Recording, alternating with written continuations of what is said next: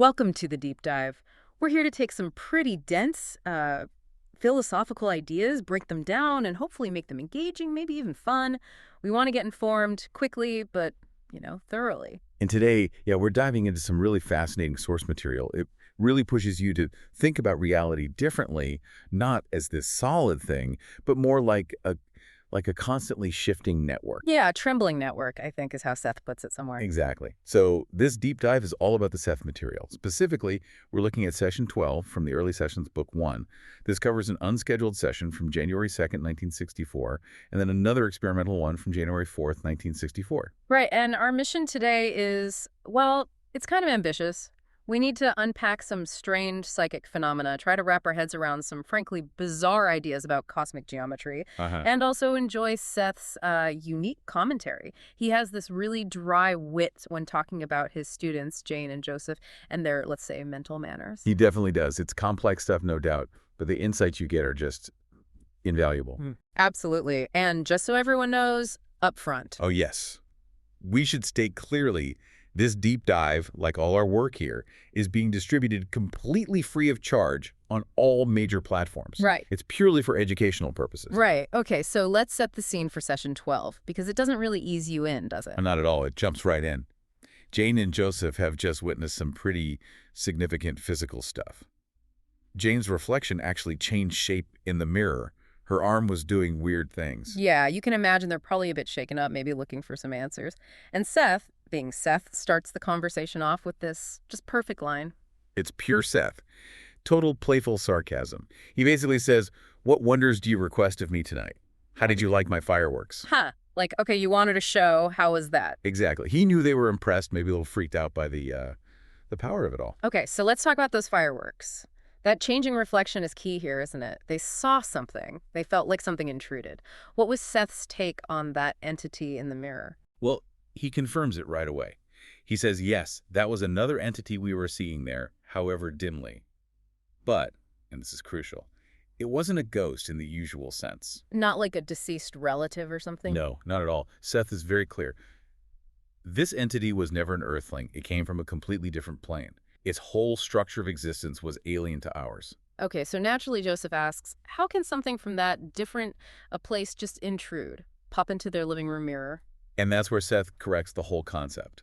He says, there is no such thing as intrusion for that matter. He flips it. He says, the amazing thing is that you're able to see the so-called intrusion. So it wasn't about breaking through a barrier. No, it was more like frequencies aligning for a moment. Right. The communication channel just opened up enough for this really different being to project a faint image. Wow. Okay, and this leads straight into this core idea, this philosophical bit about distortion being translation. Because they saw the entity, but its features were blurry, distorted, shifting. Right. And normally we'd think, okay, bad signal, faulty connection, Yeah, interference. But Seth turns that completely on its head. He says the distortion wasn't a flaw, it was actually necessary. He uses that analogy, right? As a stick thrown into the water seems distorted. So this image thrown into your plane seemed distorted to you. Okay, I get the analogy, but here's the really wild part, the thing that kind of blows my mind. Go on. The distortion wasn't just how they saw it. It was the only way it could manifest in their reality at all. Is that right? That's exactly it. If that entity had tried to show up in its true form, whatever that means, on its plane, Jane and Joseph wouldn't have seen anything. It would have been invisible to their senses. The distortion, the blurriness, those were the features. That was the only way our reality could interpret its presence. So the distortion was the image. It wasn't hiding the image. Precisely. The distortion gave it any perceivable features. It kind of implies that our sense of clarity is just, well, it's just the most stable distortion we all agree on, based on our senses. You're not seeing past the distortion to the real thing. The distortion is the translation of that thing into a form you can perceive. That completely changes how you think about, well, everything. Any weird flicker, any strange feeling. It's not necessarily a mistake. Maybe it's a different kind of signal breaking through. And Seth gets this. This is hard to grasp. He even pokes fun at them a bit, joking about materializing a creature from outer space. I believe that is a current term. Scoffed at and ridiculed. Huh. Yeah, he knows the cultural baggage around that phrase. And he calls them out for their own back and forth. He says, they're no helpmates. If one is not reluctant, then the other one is. They're caught. right? They want proof, but they're also kind of scared of what that proof might mean. But he sees value in that tension. Yeah, he does. He says he actually prefers that resistance to just blind gullibility. It means they're constantly questioning, testing the material, which ultimately makes it stronger. That whole idea of resistance and skepticism flows right into this next bit about psychic etiquette, the famous frosty cake incident. Well, it's a classic, Seth. Mhm. So in the previous session, they had a friend over, Mark, Hmm? and Seth clearly wasn't thrilled with Mark's mental contribution to the proceedings. It wasn't just that he was there physically. No, it was his mental attitude. According to Seth, Mark was trying to mentally dominate, pushing really hard for demonstrations, basically demanding psychic tricks, and Seth found that disruptive. Right, because this communication requires a certain kind of delicate focus. Exactly. And Seth's description is just priceless. He says Mark is like a child begging for a piece of frosty cake, and I must admit I was tempted to shove his head in the frosting. Wow, okay. That's vivid and kind of funny, but also a bit scary. It really is. But it makes a serious point about how this stuff works. You can't just aggressively demand results. Seth talks about needing even mental manners. Mental manners, I like that. Yeah. Mark might have been outwardly polite, but his underlying energy, his subconscious pushiness, was seen as disrespectful to the process. So it's not just about being polite socially, it's about the psychic environment. Your internal state actually affects the connection. You need cooperation, not dominance. Seth says you should seek acquaintance before you ask favors. Makes sense. It's all about respect for the structure, for the process. And that leads him to defend the Ouija board, which a lot of people just dismiss, right? Yeah, as just a toy or something. But Seth says, no, the board is important. It's a matter of formality. It provides a familiar ritual to help them focus, renew the contact, and it actually gives Seth himself a breathing spell, a moment to organize the information he's transmitting. So it's like a focusing tool, a commitment device. Not necessarily magic in itself, but part of the ritual that makes the connection work. Precisely. And he finishes with that great line, reminding them they're lucky the required formality is so simple. He jokes, "You're lucky that I don't request you wear full dress clothing." Huh. Imagine showing up for a Seth session in a tux. Right. The only actual instruction is just to touch hands to the board briefly at the end. It's about acknowledging the structure, sealing the connection. Even profound spiritual work needs some grounding, some form. Okay, so we've covered psychic fireworks and manners. Let's shift gears hard into the cosmic stuff. The geometry of existence. Seth warns them this is going to be tough. Yeah, he basically says, look, I have to use your limited human concepts, build up an image, and then immediately tell you the image isn't real and you have to tear it down. It's like building with blocks, are imaginary. Well, conceptual roller coaster, for sure. So he starts by tackling the fifth dimension. What does he say it is? Straight up, he says the fifth dimension is space. Just space. But not space as we usually think of it. Not distance, more like potential space. A kind of space our physical senses just don't register. Okay. And to help visualize this, he gives them the network of wires analogy. This is a big one. Can you walk us through that slowly? Okay, yeah. Try to picture this vast, incredibly intricate maze. It's made entirely of thin, interlocking wires. These wires are constantly building and projecting cubes nested inside other cubes infinitely. Cubes within cubes. Forever. Pretty much. And our plane, our entire physical reality that feels so solid. Seth describes it as just one small position between four very spindly and thin wires within this massive network. Wow. So we're not talking about vast distances between dimensions like Yeah, stars. it's more like we're right next door. Seth says his plane is in the neighboring set of wires. We're separated by maybe a conceptual thread, not light years. And the truly bizarre part is that the same point in space we occupy right now also contains all these other infinite cubes and planes. It's all overlaid. It's not about going somewhere else. It's about tuning into a different frequency right here. That's the implication, yeah. And within this wire framework, he defines true transparency. He says our planes are usually transparent to each other. But not visually transparent, not like looking through glass. Exactly. He emphasizes that. It's not about seeing through. Okay, so what is true transparency in this context? This is a big leap. He puts it very clearly. I have initiated the idea of motion. For true transparency is not the ability to see through, but to move through. This is what I mean by fifth dimension. Whoa. So transparency isn't about seeing, it's about movement. The ability to cross that conceptual wire fence into the next dimension. That's it. Movement is the definition, or maybe the measure, of dimensional difference here. Can you traverse it? moving through the structure made of wires. But then, just as you start to grasp it, Seth pulls the rug out. He does. He insists they understand that the whole thing, the wires, the cubes, it was just a teaching tool, a necessary analogy. Poof, gone. Why build it up just to tear it down? Because, he says, these kinds of structures, these conceptual frameworks, are constructions necessary even to those on my plane in order to make things comprehensible to our faculties. Everyone, on every plane, apparently needs some kind of framework to make sense of reality with whatever senses they have. So even Seth needs analogies for himself. Seems like it, or at least for communication.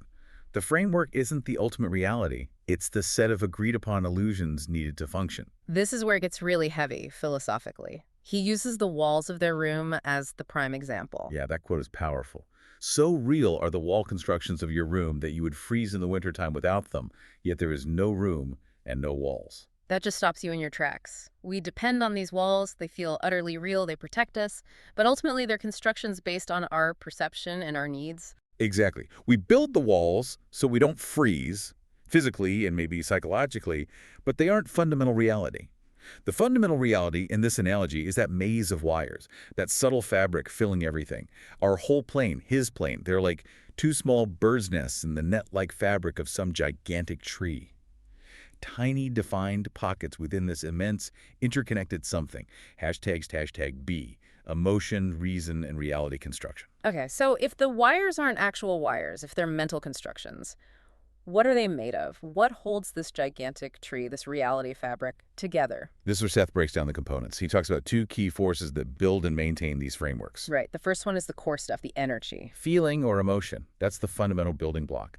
Seth calls it the connective between us, meaning between planes, and also the connective that most clearly represents the life force on any plane and under any circumstances. So everything, all matter, all worlds, all dimensions. Yep. It's basically solidified structured emotion. That seems to be the idea, which sounds incredibly dynamic, maybe even unstable, right? If reality is just woven from feelings. Yeah, how does it hold together? What stops it from just dissolving into emotional soup? That's where the second force comes in, reason or intellect. Seth calls reason the strong, cohesive, and stiffening power. He says without it, the whole structure, the reality we experience, would be inconsistent, very precarious. So reason acts like the framework, the scaffolding. Exactly. Reason disciplines the emotion. It organizes it, gives it form, provides the stability and structure that allows life to unfold in a way that's somewhat predictable and consistent. Okay, so it's a partnership. Emotion is the raw energy, the stuff. And reason is the blueprint, the structure that shapes it. Too much raw emotion, you get chaos. Too much rigid reason without the emotional energy, you get stagnation, right? That's a perfect summary. Reason gives form to feeling.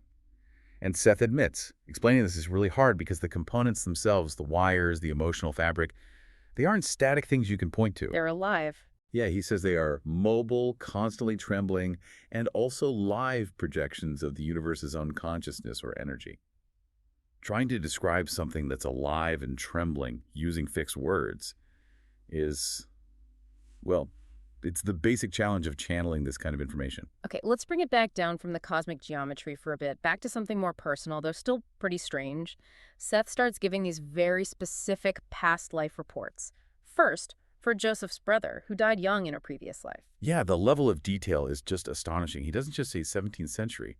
He describes the death scene, a yellow bedroom, a tall, narrow house, water nearby. It feels incredibly specific. And my favorite detail, the thing that makes it feel so real, is the shop downstairs, run by the father, Throckmorton. The sign outside had a big picture of a spoon on it. And no writing. Right. Why? Because, as Seth casually drops in, Throckmorton could not write. Boom. Just that one detail tells you so much about the time, the place, the person. It really does. Sadly, Throckmorton's son, Joseph's brother in that life, died at just 9 years old. Diphtheria. And Seth adds this little commentary on the medicine of the time. He suggests the boy might have actually done better without the dubious assistance of the doctor, this Dr. Stedge. Because the standard treatment back then was to close all the windows and doors. Right. Keep the bad air out. Exactly. Which, probably just made things worse, cutting off fresh air. And then comes another fascinating connection. Dr. Stedge. Yeah. Seth mentions that Joseph knows Dr. Stedge well in his current 1964 life, though presumably in a different role. It reinforces that idea that souls, or entities, tend to reincarnate together in groups, playing different parts, family, friends, colleagues, even doctors across lifetimes, learning from each other. Okay, so next up is Lauren. This is a past life connected to Jane, or Ruburt, as Seth calls her. And right away, Seth notes some resistance from Jane's side. Yeah, he says Jane puts up barriers when discussing Lauren. Apparently, Lauren isn't her favorite character in her soul's history, even though there's no blood relation in this life. Interesting. But Seth pushes through anyway. Oh, yeah. And he paints this great picture. Lauren was a priest, Roman Catholic Church, probably in Wales or maybe France, spent a lot of time copying old manuscripts. Seth describes him as being fussy as an old woman, but adds that this methodical part of his nature there served him very well. Methodical enough to live a long life, apparently. He died at a fat and sassy monkish 81. Yeah. Fat and sassy, I love that. It's great, isn't it? But he wasn't just about dusty manuscripts. Seth throws in that Lauren was not above dallying with, shall I say, fair maidens. Haha. So, a complex character. Disciplined, but also enjoyed life's pleasures. Think so.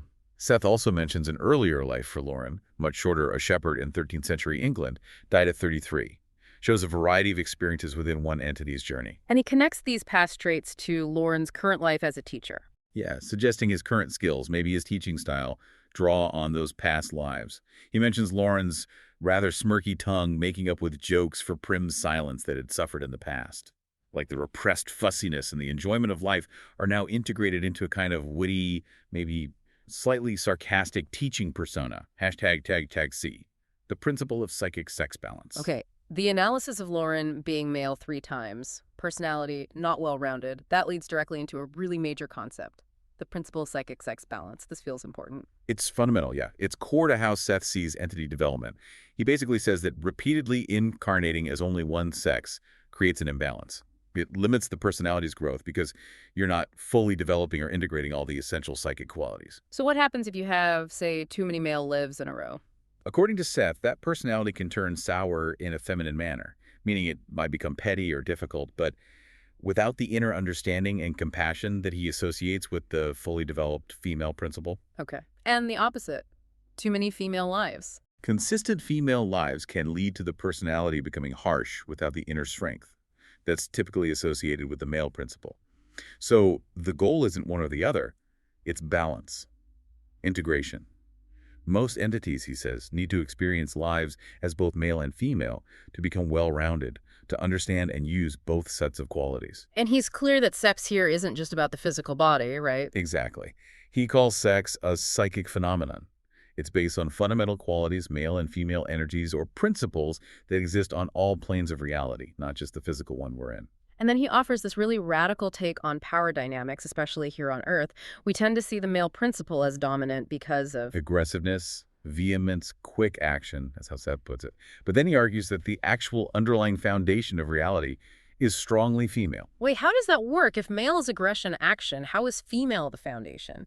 Because, Seth argues, without the giving quality, which he links to the female principle, this quality of allowing, of acquiescence, of being receptive, male aggressiveness would just be stuck, impotent. Suck. And he describes it as a stationary closed fist, incapable of motion and incapable of unfolding into other lives.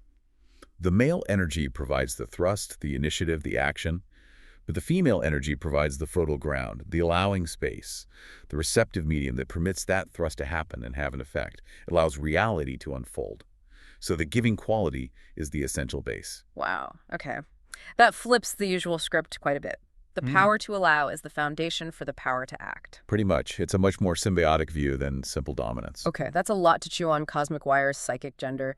Let's shift again, maybe lighten things up slightly with some incredible, almost unbelievable historical detail. This comes from the January 4th session. This was Jane and Joseph doing their homework, right? Yeah. Seth had basically told them to try experimenting on their own. So they set up this little session, just the two of them. How did they set it up? They tried to create the right atmosphere. Mm-hmm. Sat quietly in the living room, darkened, just a red light on. They put a black cloth on a table and placed a specific object on it, sometimes Jane's ring, sometimes an old military insignia as a focus point. Oh, did it work? Oh, spectacularly. First, Joseph had this incredibly vivid, brief vision while sitting there in the dark. What did he see? He described seeing the feet of a man from a low angle. The man was wearing a long brown robe walking on a flat, dusty road that looked reddish. The feet were either bare or in really simple sandals, covered in dust, wrinkles very clear. Just the feet. Mostly the feet, but he also glimpsed something in the distant structures he thought were pyramids, but they were in these strange, cool, brilliant colors, blues or greens. And he noted the man's stride was really vigorous. Weirdly specific. And then Jane. Then Jane just started talking, entered a spontaneous trance apparently, and delivered this long, detailed monologue. And Joseph somehow managed to write it all down legibly in the near darkness. It was a flood of historical information about this obscure English village. What village? And when? The focus was Levanshire, England in 1748. And it wasn't just dates and facts. It was a whole narrative centered around this young woman, Sarah Wellington, #B, the village of Levanshire, 1748, England. Okay, tell us about Sarah Wellington. Jane described her visiting the cobbler's shop. Yeah, Sarah's 17, described as bony, stringy hair. She's visiting the cobbler, who also happened to be the church sexton, in September 1748. And tragically, that's where she dies. How? What happened? There was an accident in the shop. The details aren't super clear, but the cobbler pushed her out into the street, maybe trying to save her from something else, but she caught fire and burned to death right there. Oh, horrible. And Jane received this incredibly specific, grim detail. Sarah's dress was wool, which normally wouldn't burn easily, but it was dirty and apparently had grease on it. That grease acted as an accelerant and sealed her fate. Oh, that's chillingly specific. And then comes the typical Sethian cosmic twist, right? Yep. The information also came through that Sarah was already dying. She had tuberculosis. One lung was bad. She likely would have died within a few months anyway at 17. The living conditions, damp, foggy Levanshire, probably keeping windows closed, were already killing her. The fire was just faster. Wow. Okay, so the session then pans out from Sarah to the whole village. Yeah, it describes Levanshire itself. Tiny place, fewer than 300 people, rocky northeast coast of England, economy almost entirely based on fishing and bartering. And the bartering led to one of the weirdest, most wonderful details. Sarah's father, the cobbler. Right, he made shoes, but not usually for money. People traded goods for them, and his own specific, bizarre craft. He made fishnets out of dried seaweed. They'd harvest it, dry it, twist it, and weave it like rope. Seaweed fishnets. That's incredible. You couldn't make that up. It feels so authentic, doesn't it? They fished mainly for mackerel, year-round, because the water nearby was unusually warm, which also caused the constant damp fog. Okay, and what about farming? Do they grow anything? Some wheat, some barley, and surprisingly, tomatoes. Jane, as Ruburt, even noted her own conscious mind struggling with that during the trance, because the common historical wisdom was that people didn't really eat tomatoes back then, thought they were poisonous. But the information insisted they did in this isolated village. Yeah, the info stream was like, nope, they grew and ate them here. Little details like that challenge the standard historical narrative. Absolutely. And then there's the bit about drinking habits. The ale-only rule. Right. This is fantastic. They had a perfectly clean stream coming down from the hills nearby, but they genuinely believed drinking plain water was unhealthy. So what did they drink? Ale. Only ale. Only ale. But here's the kicker, the unintentional public health success story. They didn't drink the water, but they used it for cooking. Exactly. They boiled the stream water to make soups and stews. They thought it was just for flavor or whatever, but by boiling it, they were accidentally sterilizing it. Huh. So their weird folk belief about not drinking raw water actually made them healthier than villages that did drink straight from potentially contaminated streams. Paradoxically, yes. Their superstition inadvertently led to better sanitation. Yeah. Amazing. That is amazing. Okay, what else? Travel. Weapons. Travel to London was apparently a 2-day trip by horse or stagecoach, and very dangerous. Robbers were common. And the guns they carried for protection. Jane got details on those too. Incredibly specific details. Men carried these long, black, heavy pistols. They had a jigger at the top where you put the powder. The bullets were big, and apparently the pistols themselves were somewhat unreliable, prone to exploding sometimes. Yeah. So they were careful. Never kept the powder and the bullets together until the last minute. And because metal was hard to come by, they salvaged and reused every single bullet they could possibly find after a fight or practice. Just these tiny tactile details really bring that time and place to life, you know? Absolutely. Far more than just dates and names. So after Jane and Joseph totally nailed their homework assignment with the Levanshire report, Seth comes back in session 12 to sort of wrap things up and give them some direction. Right. He gets back to being the teacher, and he wants structure, a schedule. Yes, he specifically requests regular sessions, Mondays and Wednesdays at 9 p.m. sharp. He points out that while the spontaneous session on the 4th was great, those kinds of unscheduled things are actually pretty hard on everyone involved. Including himself. Yeah, he says it involves him in extracurricular activities, which sounds tiring even for an entity, and he reminds them, with maybe a touch of pride or exhaustion, this is my first lesson class. He's learning how to teach this way, too, and structure helps. Makes sense. And he connects this need for structure back to the earlier stuff about reality construction. He does. He reminds them that these lessons, this kind of deep communication, requires strong psychic bonds. He reiterates that. Emotion, feeling, that's the life force, the connective tissue between them. But reason is needed to discipline it. Exactly. Reason provides the stable structure, so the knowledge, which is complex, can actually be absorbed, organized, and retained properly. Can't just be a flood of feeling. He really is the ultimate teacher, demanding, structured, but also encouraging. He tells them to keep doing those experiments on their own, right? Calls it homework. Yeah, call it homework if you like. He definitely wants them to keep practicing developing their own abilities. And then he finishes that thought with just pure Sethian humor. Oh, the gold star comment. He says, perhaps I'd even give you a gold star. Which is funny enough, but then he adds, although if I know you, you will insist that the teacher give the proverbial apple to the pupils instead of the other way around. Huh. That's such a perfect little jab at their maybe slight neediness for validation or rewards. He knows them so well. He really does. And he wraps up the whole session with one last observation about their friend, Mark the Frosty Cake Guy. Right. What was the final verdict on Mark? Seth concludes that your friend Mark is of a younger entity than yours. Frisky like a colt. Frisky like a colt. Okay, so his pushiness wasn't necessarily malicious, just immature. The energy of a young soul still figuring things out. That seems to be the implication. Impatient, eager, maybe a bit clumsy, psychically like a young horse. And one last reinforcement about the Ouija board. Yeah, it just reaffirms its importance as more than just wood and letters.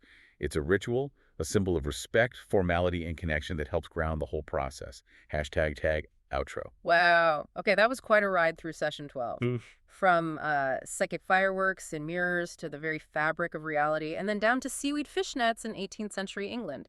It really covers a lot of ground, doesn't it? Some huge takeaways. That idea that distortion isn't error, but may be required for seeing across dimensions. That the entity had to look weird to be seen at all. That's a big one. Yeah. And grappling with that cosmic geometry, the fifth dimension as movement, reality as this framework built from emotion but structured by reason, that takes some serious mental gymnastics. It does. And the psychic sex balance idea that entities need both male and female experiences for full development, and that the giving, receptive female quality is actually the foundation that allows male action to even happen. Yeah. That challenges a lot of assumptions. Definitely. And then you have Levenshire. Just the sheer granular detail is incredible. The seaweed nets, the grease on Sarah's dress causing the fire, the whole village drinking ale but boiling water for soup and accidentally staying healthier. It's amazing history, seemingly pulled out of nowhere. It really makes you wonder about the nature of time and information access. So thinking about Seth's biggest point, maybe that the walls of our room, the things that feel most solid, are really just mental constructions we need right now. It leaves you with a pretty big question, doesn't it? Yeah. What's the final thought you want to leave people mulling over? Well, if our everyday reality, even the walls around you right now, are just temporary distortions necessary for our current way of perceiving, what other massive structures, conceptual, social, personal beliefs, are you holding on to as absolutely real? What are we collectively building and defending right now that might just be another necessary illusion for this particular stage of our awareness? Ooh, that's a heavy one. What walls are we building that aren't really there? Definitely something to think about. Thank you for diving deep with us today. It was a pleasure. And of course, we have to credit the source of all this incredible material, the Seth Material, and the publisher New Awareness Network for keeping these texts available. Absolutely. If any of this resonated with you, we strongly, strongly encourage you to explore the books yourself. You can find them and much more by visiting the New Awareness Network website and bookstore.